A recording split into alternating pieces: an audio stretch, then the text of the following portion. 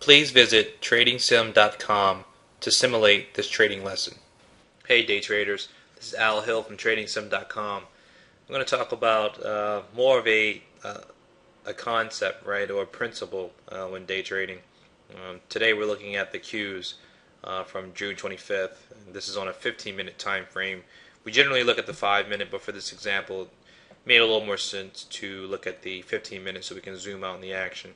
You can see here you had a peak on the 21st after a gap up, and that peak has led to a downtrend, right? And that downtrend you can pretty much draw cleanly with a downward sloping trend line.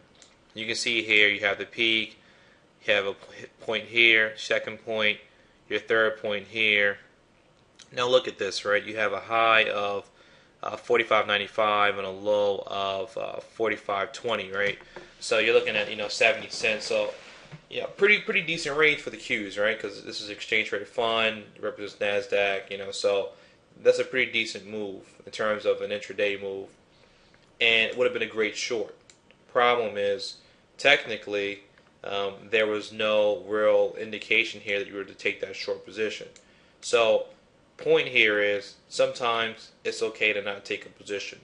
I used to do this when I first started out in day trading.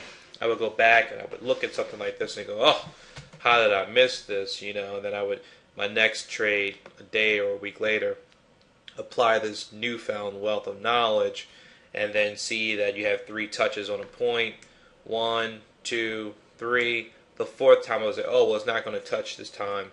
And then you know what happens? It comes out the top and breaks out, right? So key thing here is have discipline. Just because you see one example where the action kind of goes a certain way, it does not mean that the next time you won't have a situation where it goes like this, right? So you don't want to be that guy shorting up here, right? Or shorting here rather, thinking it's going to fail and then it breaks out. So again, always be conservative, always be cautious, and stick to sound principles. Do not try to use anomalies in the market and then apply those to day-to-day trading principles. Good luck trading.